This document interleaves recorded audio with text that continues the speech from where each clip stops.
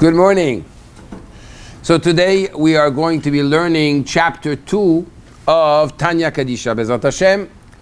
In the first chapter, we discussed the Shvu'ah, the promise, the oath that every neshama in a body, every soul in a physical body has to do before it comes out to life.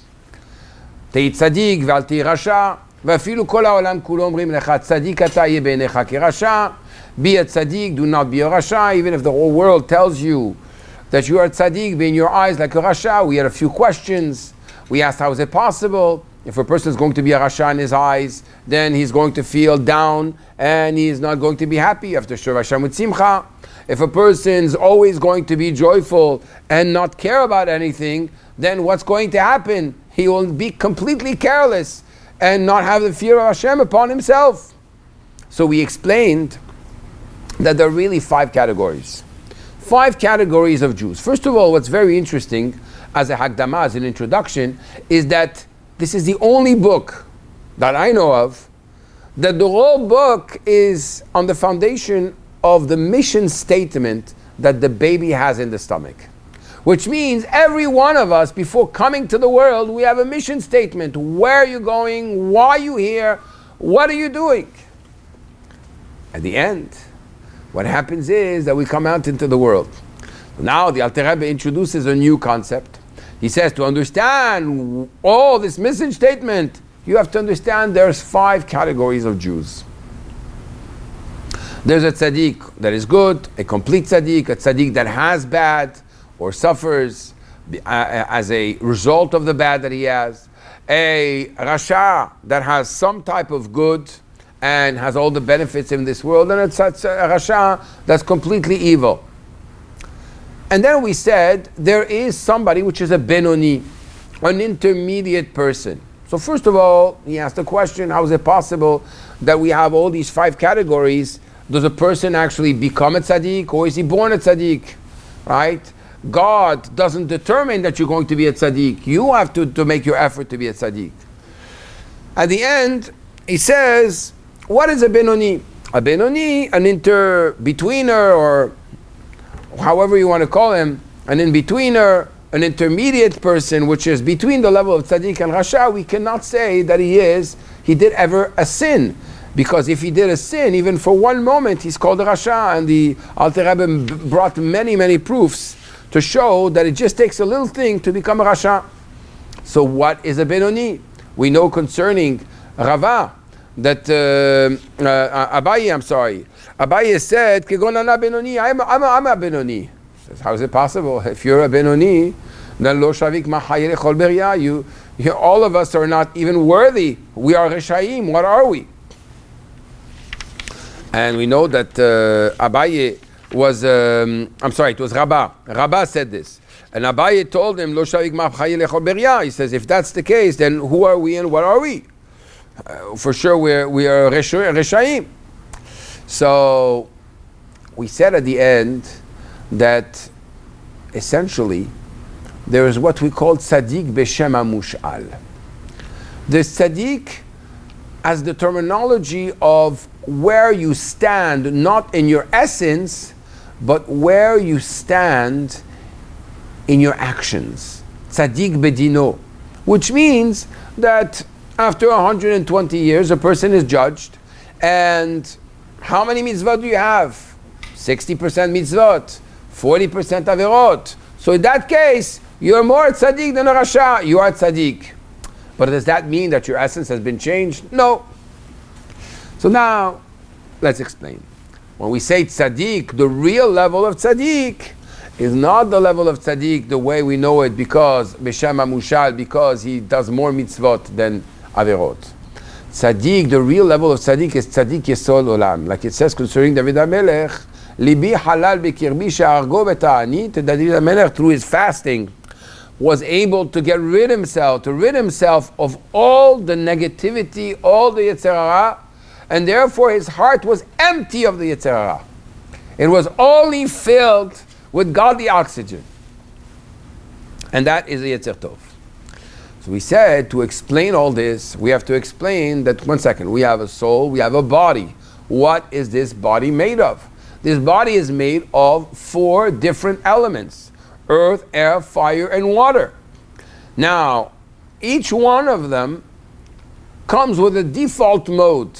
The nature of earth, it doesn't say this here, but just developing, the nature of earth is to go down, and therefore everything that goes down, like depression, sadness, laziness, it comes from the element of earth. The other element, the element of air, which goes to the side and doesn't have any type of substance, from it emanates all the concept of boasting, idle talk, nonsense, etc. Water, which spreads, right? Water which spreads is and makes things grow, is the source of all types of pleasures, right? Whenever we seek pleasures, it's from the element of water that's inside of us. And anger and ego come from the element of fire, because fire goes up naturally. This is a very fascinating concept to know that we're made of these 4 elements. Now, these 4 elements obviously cannot stand on their own. They need something to hold them together, and that's the neshama. That's the soul. We'll talk about the soul soon. But first of all, I was always thinking, why does the Alter Rebbe have to give us what we're composed of? The recipe of man, 4 elements. I think it's to give us a reality check. You know, many times a person is going to think, oh, I'm such a tzaddik, I'm this, I'm that. Hello. Look how I fell from very high. To tell you a story. The Alter Rebbe writes, one day there was a book called Mea Sharim, in which there are responses of the Alter Rebbe, the Mittler Rebbe, the Tzemach Tzedek, 100 responses for different subjects. One yeshiva boy wrote to the Alter Rebbe, and he writes in his letter, Rebbe, I am very depressed. Why? Because I fell from a high place to a low place. What should I do? He wanted to repair his sin. The Alter Rebbe writes to him back, first of all, don't be depressed. Because depression is the type of thing that brings about sinning again. When you're in a dark place, you sin again and again. So first of all, be joyful. You want to deal with the sin, deal with it at another moment. Now you have to be besimcha. And second of all, the Alter Rebbe says, I'm sorry to break it to you, in other words, but you have nothing to be depressed about, because you didn't fall from such a high place to start with. Now, that's a very big sharp poke. What do you mean you didn't fall from such a high place to start with? Well, first of all, you have to know you're human. And with your humanity, you are made of 4 elements. These 4 elements have default mode. So the default mode of man is to look for pleasure, and is to be lazy, etc., etc. Right? So that's the default mode of who we are and what we are. And therefore, there is no question that a person should not be depressed. Don't be depressed. You have to know now I have to fight against my nature. I have to break my nature. I have to overcome the different natures which are inside of me. Now, even though the animalistic soul, the Nefesh HaBahami, has these natural default modes which are negative, we have good news for you. Baruch Hashem, we came with some default good qualities. What good qualities? Which is Gemilut Hasadim and Rachmanut. Rachmanut, we are naturally merciful. A Jew is naturally merciful. And a Jew is naturally Gomer Hased, he likes to do good. The nations of the world, what happens with them?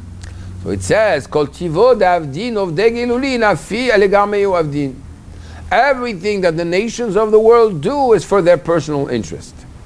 Now, when that statement came out in London, when the Tanya was translated in English, there was a big uproar. What are you saying this? This is going to bring anti-Semitism. How do you say the nations of the world? And so on and so forth. So they wrote a letter to the Rebbe. It's not the Tanya that says it. The Tanya is just quoting the Gemara, the Talmud. The Talmud says this. But what is it really saying? So when they wrote to the Rebbe said that they should find an answer and publicize the answer. There's a lady by the name of Mrs. Lowenthal. Mrs. Lowenthal converted to Judaism. A proper conversion, obviously. A very special woman, very educated. Her and her husband, a big professor. And she explained the following. She said, the nature of man is to be selfish and to do things because of a personal agenda. Comes the Torah and says that even though the nature of Jews and the non-Jews is to do things for their own personal interest, nevertheless, the Torah asks you to do it above your interest. And I'm going to give you a very, very simple example. Let's say I borrow from my friend Joe $10,000 today, and the Torah tells me that I should not pay interest for my loan because that's prohibited. But my loan is for 10 years. Now, at the way the economy is going right now in America, I believe that in 10 years from now, $10,000 will maybe have the value of $3,000 or $4,000, if we're lucky. I hope I'm wrong. But it's not fair. He lent me today $10,000. With my buying power of $10,000, I was able to do so much. By the time that I'm going to pay him back, I'm paying him back less, really. So that means that the Torah is asking you to do something which is not for your interest. Our sages teach us that the mitzvot were given to us in order to get us refined. Another example of this, Shabbat. Any store owner knows that Shabbat is the biggest, most productive day there is to make money. So the fact is that normally I should look for my own interest. But says the Torah, don't be like the nations of the world, right? Which means that don't be like human nature in general, be above that. Now that we introduced the animal soul and all its colors and gave a vision of what the animal soul is, and we know that the Yetzer Hara, the evil inclination of a person, is there, right, for before the Yetzer Tov. It's only at the time of the Bar Mitzvah or Bat Mitzvah that the Yetzer Tov is going to be introduced. And that's why the second chapter starts, Now that we dealt with the animal soul, which took priority and is more used to being with us, and that's why for 13 or 12 years we're used to being with the Yetzer Hara. So now when the new guy down the street introduces himself, right? So suddenly it becomes a big struggle, right? It becomes a big struggle. So now we're going to start chapter 2. Chapter 2, V'nefesh hashenit be'Israel, Ihelek Eloka mima'al mamash. And now we start, the soul, the second soul in Israel, is truly a part of God above, right? So, Hanabela, maybe you want to give her in the back. Yeah. Yeah, give it to Hanabela. Yeah, perfect. Oh, he knows by heart. Okay.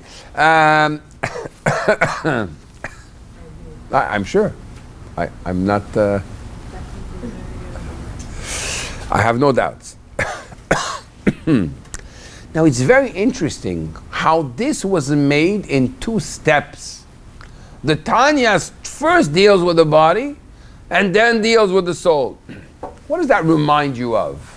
If you look at Bereshit, if you look at the creation of the world, it says in Torah Or, in the first Ma'amar, something very interesting. God creates the world. He creates animals by multitudes, vegetation in abundance, fish, the same thing, bird, the same thing. But how does he do that? He creates them with one word. Vayomer Elokim tachi haaretz she'esev mazri'a zera lemineu. God says, may the grass grow. And all the grass grows. In one word, you have the vitality of the grass and the grass. You have the vitality of the animal, the bird, the fish, and the bird as one, which are created in one word. When it comes to the creation of man, it says that God took from the earth and he created a physical body which didn't have a soul yet, was dead, was lifeless. And then it says, step 2, Vayipach be'apav nishmat hayim. God blows into his nostrils a breath of life. Now the question is, why 2 steps? If you think about it, there's a pasuk. A pasuk says, Ahor v'kedem tzartani. God, you created man, the last and the first of all creations. What do you mean the last and the first? Well, imagine the whole world, the whole universe is created. For who? For man. That's why he's the last. Just like a person, the guest comes after the table is set, everything is there so you can enjoy. On the other hand, man is still the last of creation. It's for him, so he's the first, but at the same time he's the last of creation. Why? Because everything that was created body and soul, which means was created with a purpose. When man is created, he's created purposeless. He has a body without a soul. What's the purpose? So he is worse. He is worse than any creation in the world. Everything has its purpose. He doesn't have a purpose. How is that possible? And why does God do it in this way? First, without purpose, then I'm going to give you a breath of life. I'm going to breathe into your purpose. So the answer the Alter Rebbe gives is the following. When you have a body and a soul which are proportionate to one another, you can only reach a certain level. When the body is a body and it's the lowest possible body, it means that he is reaching the lowest levels. When the soul is not being created proportionate to the body, it means that it's in a concentrated, it's its purest, highest, most powerful level there is. So now you have the most powerful level, which is going into the lowest of all beings. And that's why in the Talmud of Chagiga it says, Shisha Dvarim Ne'emru Bivnei Adam. There's 6 things which have been said about man. Man resembles the animals in 3 things. We reproduce, we have needs, we eat and drink. And man represents angels in 3 things. We stand upright, we have knowledge, and we can speak Hebrew. But what happens is you have these 2 elements, heaven and earth, which are in one body connected together. So that's when the neshama comes in the body. It comes into the body already when the baby is born. Right? At that moment, there's a breath of life that's coming in and filling his brain and filling his mouth, filling his nose, filling his ears, filling his lungs, filling every part of his limbs. And he grows with life and he feels that vitality directly from Hashem, that cognitive capacity is completely awakened in a clear, healthy way, with a proper vision and proper hearing and proper life completely being oxygenated by the life and the breath of life of Hashem, the great miracle of birth, the great miracle of life. And at that time, Vayipach be'apav nishmat hayim, suddenly the physical body comes to life. All the capacity, all the tools that the soul needs to be able to express itself are healthy, strong, and connected. They're there to serve the higher purpose. Just like the car is there to serve the driver, the body is there to serve the soul. And it awakens, the soul awakens these capacities in every part of the body in a perfect way. This is the union of heaven and earth in one being. Now we understand why we are the tikkun of the world. Why we are the ones to repair the world. Because in order to repair the world, you need to have of the highest level of above in the lowest level below. At that moment, you carry things in a very strong way. You carry a very, very big power. You know, sometimes you have a situation where there's a distress. There's some type of distress, right? And when there is a distress, and suddenly you have to reach a higher level to get out of the distress, right? Then the person is stronger, is much more determined, is much more successful, a person that overcame a distress. Right? To behave, the way I look at situations, the joy I'm going to have in my experience with the world, have a power to create reality. Furthermore, it's even more than that. It's not only you're connected to the wisdom of Hashem that knows that Hashem has a plan and Hashem is able to enclose himself in wisdom, but it's a level of wisdom which is above wisdom. So a level of wisdom which is not limited to the parameters of wisdom. Sometimes something can be logical, right? And a tzaddik will say, just, it's going to be fine. It is fine. But logically speaking, doesn't seem to be fine. This is the diagnosis, this is the prognosis, things are going to... I have to know that my soul, there's another level, which comes from to that level of understanding, of wisdom, which is higher than the understanding even of the highest understanding. It's an understanding that's not even mitlabesh, isn't limited by understanding and the parameters of understanding. So today, we learned that we have a body, which is a full body, full on, with all the challenges a body can bring. But at the same time, we have a soul that activates this body, and together that marriage of the body and the soul, and our avodah, our service, our working on ourselves, our refining ourselves, our overcoming the different default modes of our body, our redirecting that energy to propel the soul to another level, permits us to absorb in our lives godliness and to transform the world. And by us being healthy, we make the world healthy. And that's why it says, Gdolat Shuvah Shemeviyah Refuah La'olam, great is Teshuvah, that it brings health to the world. It should have said it should bring health to man. Why does it bring health to the world? Because the word world, olam, comes from the word elem ve'ester, which means concealment.